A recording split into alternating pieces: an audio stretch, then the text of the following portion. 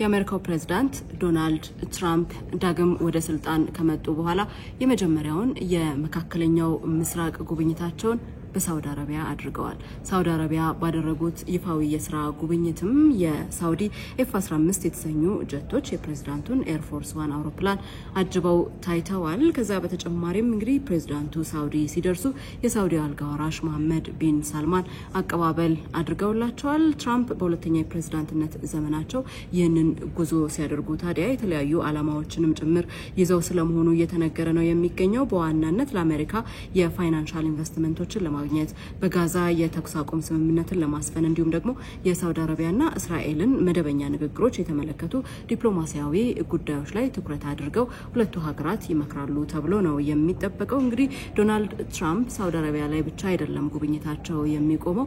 ለ3 ቀናት በኳታርና በተባበሩት አረብ ኤሚሬቶችም ጉብኝት ያደርጋሉ ተብሎ ይጠበቃል። ትራምፕ በሳውዲ አረቢያ በሚኖራቸው ቆይታም ከልዑል መሐመድ ቢን ሳልማን በአሜሪካ ኢንዱስትሪ ውስጥ $1 ትሪሊየን ኢንቨስት ለማድረግ የሚያስችል ተስፋን ያገኛሉ ተብሎም ይጠበቃል። ዜና ኢትዮጵያ ይህንንና ሌሎች ጉዳዮችን ዛሬ በውሎ በስፋት ዳስሷል። በዶት ስትሪም የማህበራዊ ድረገጽ አማራጮቻችን መከታተል ትችላላችሁ።